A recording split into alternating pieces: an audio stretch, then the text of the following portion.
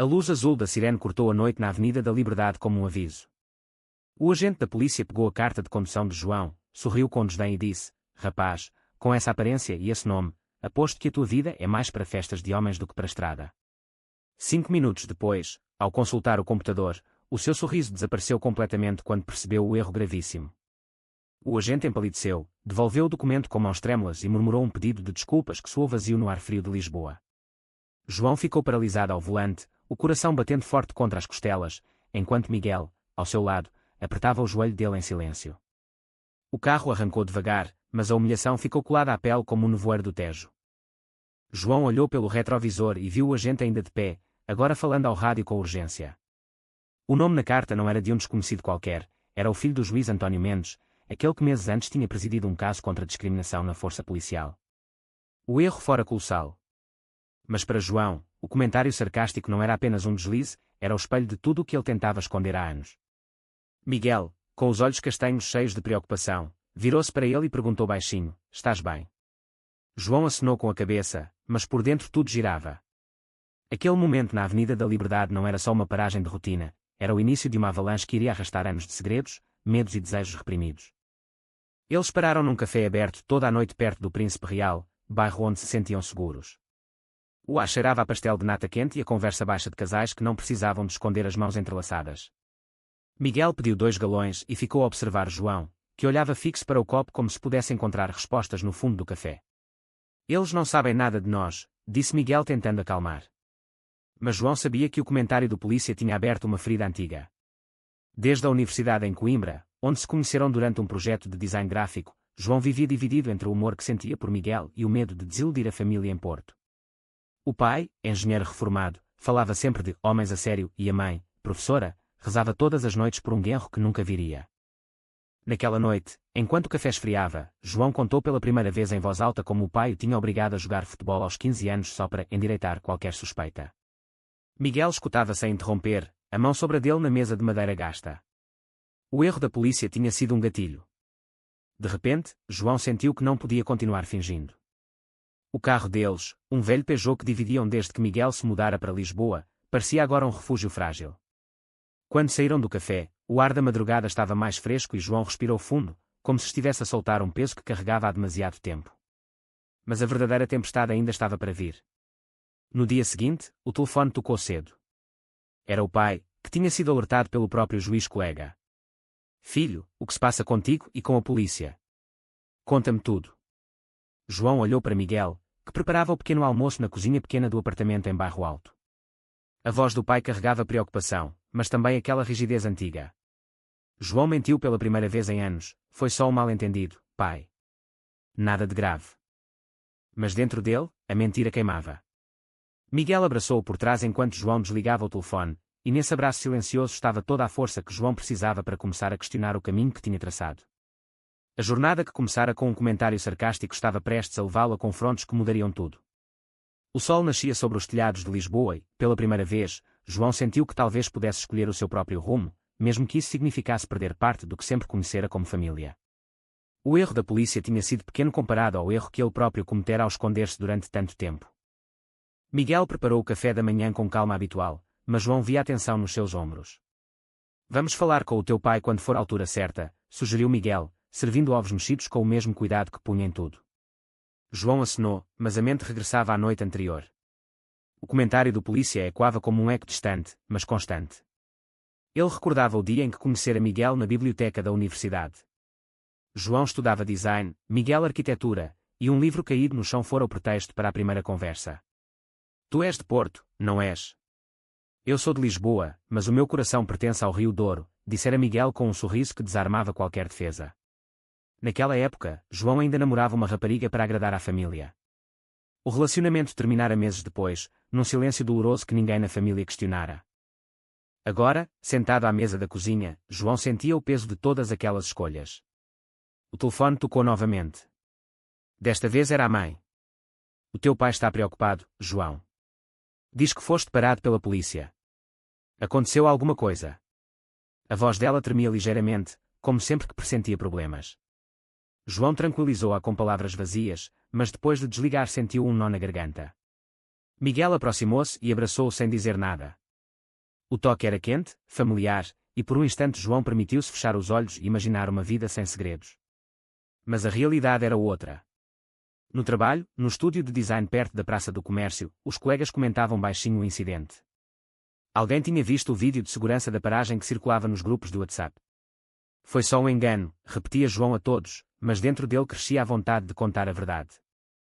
À tarde, caminharam juntos até ao mirador de São Pedro de Alcântara. Lisboa estendia-se aos seus pés, com o castelo ao longe e o rio brilhando. Miguel segurou a mão dele discretamente, como faziam sempre em público. Eu estou contigo, seja o que for que decidires, disse.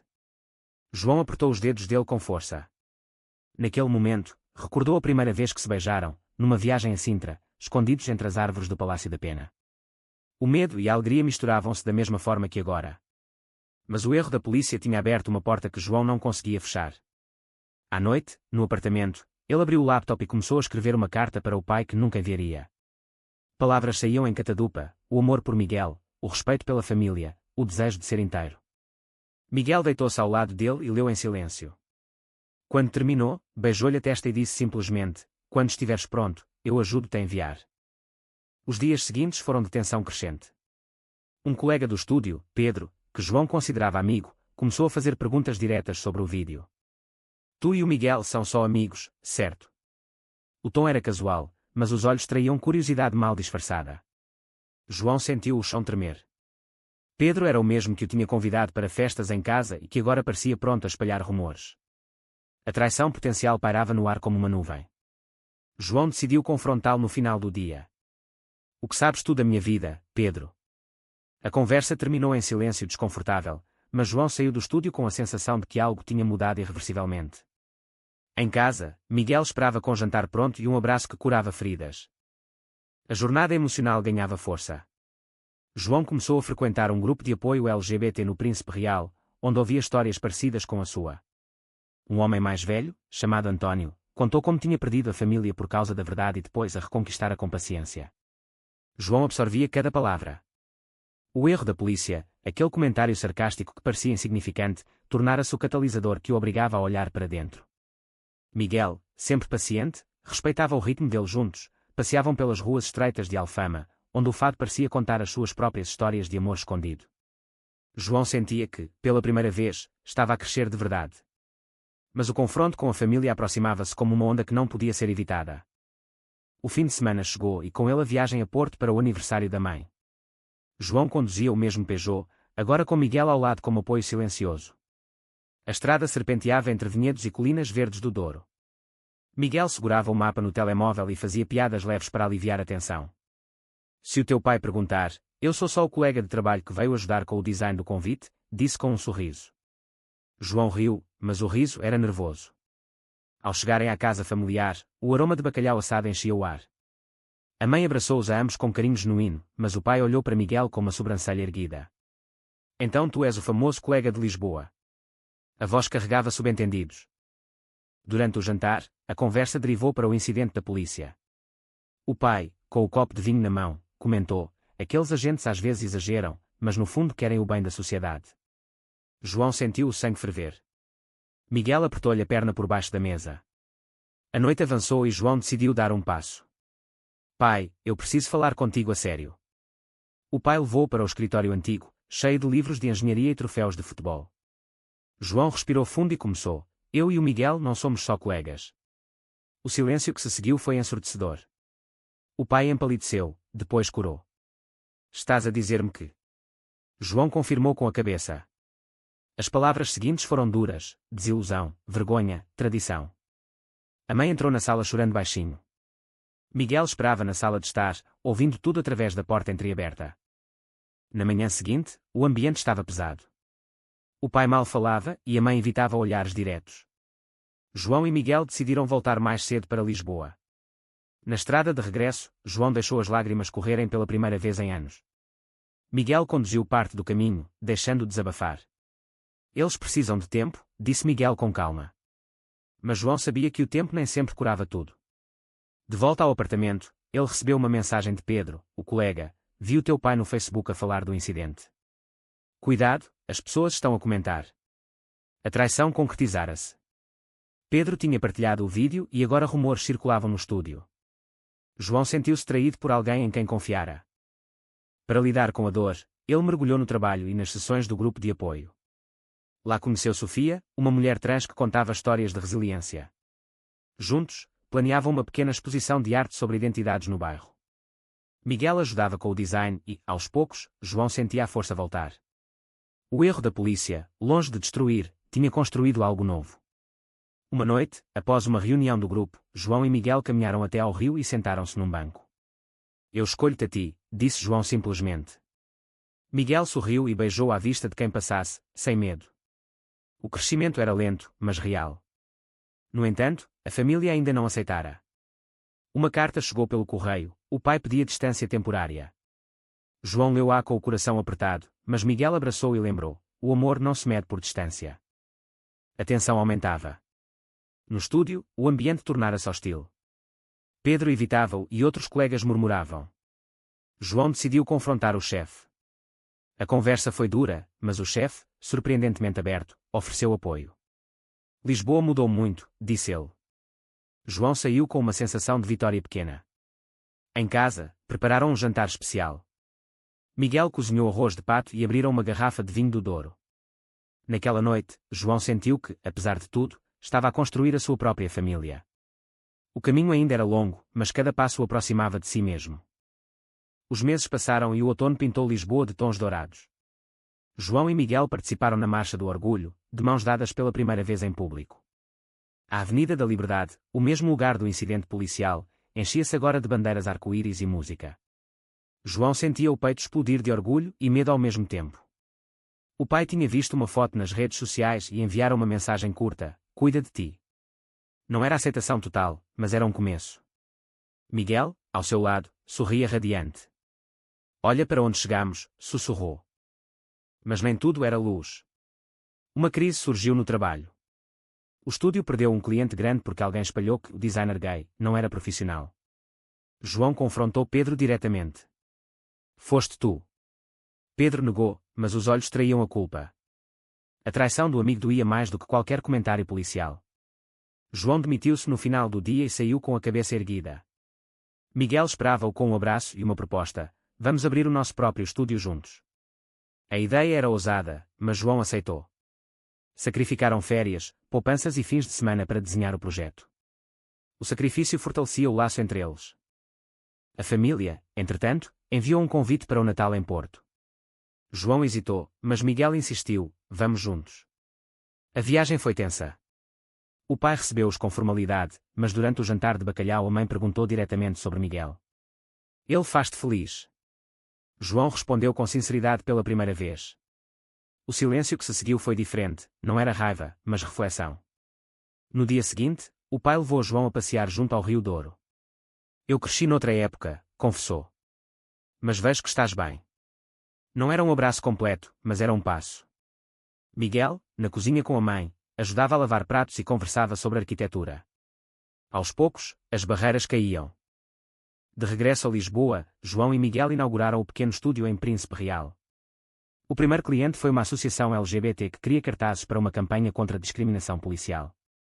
O círculo fechava-se. O erro inicial transformara-se em combustível para mudança. Mas uma última prova surgiu quando um antigo colega de universidade de João, agora jornalista, quis publicar a história do incidente. João hesitou. Expor-se significava enfrentar preconceitos maiores. Miguel apoiou a decisão dele: só se tu quiseres. João aceitou e a matéria saiu no jornal. A resposta foi mista: apoio de muitos, críticas de outros. A família ligou para parabenizar. O pai disse simplesmente: estou orgulhoso. O crescimento de João era visível. Ele já não se escondia. Caminhava pelas ruas de Lisboa de cabeça erguida, de mão dada com Miguel. Os conflitos internos tinham dado lugar a uma paz profunda. Mas a jornada ensinara-lhe que o amor exigia escolhas diárias. O sacrifício, a compreensão e a coragem eram o preço da autenticidade. A primavera trouxe flores aos jardins do Parque Eduardo VII. João e Miguel comemoravam um ano desde o incidente policial com um piquenique simples. O sol brilhava e o Tejo refletia o céu azul. João olhou para Miguel e sentiu gratidão profunda. O estúdio prosperava, a família enviava mensagens regulares e o grupo de apoio tornara-se uma segunda casa. Mas uma última sombra surgiu quando o agente que os parara naquela noite apareceu no estúdio, de uniforme, com um envelope na mão. Queria pedir desculpas pessoalmente, disse o homem, agora visivelmente arrependido. João aceitou o pedido com serenidade. O círculo fechava-se por completo. Meses depois, eles viajaram para o Algarve de férias. Na praia de Albufeira, de mãos dadas ao pôr do sol, João propôs algo que nunca imaginara: quero casar contigo. Miguel riu com lágrimas nos olhos e aceitou. O casamento seria simples, em Lisboa, com família e amigos. O pai de João veio de Porto para ajudar nos preparativos. A mãe chorou de emoção ao ver o filho feliz. O caminho percorrido desde aquela noite na Avenida da Liberdade era longo e cheio de lições. O preconceito tinha sido o catalisador, mas o amor fora a cura. No dia do casamento, no jardim de um café no Bairro Alto, João olhou para Miguel e viu o futuro inteiro nos seus olhos. A família estava presente, não perfeita, mas presente. Amigos do grupo de apoio aplaudiam. Pedro, o antigo colega, enviara um cartão de parabéns, pedindo perdão. João aceitou com o coração leve. A vida ensinara-lhe que o crescimento vem das escolhas, dos confrontos e das reconciliações. O erro da polícia, aquele sarcasmo de 5 minutos, transformara-se na maior bênção disfarçada. João e Miguel dançaram a primeira valsa ao som de fado moderno. O sol poente pintava tudo de ouro. A jornada emocional terminara, mas a vida continuava. Eles tinham aprendido que o amor entre homens, em Portugal ou em qualquer lugar, exige coragem, mas recompensa com uma liberdade que nenhum preconceito pode roubar. Será verdadeiro ou falso que um simples erro policial pode ser o início da maior transformação emocional e familiar na vida de um homem gay em Portugal?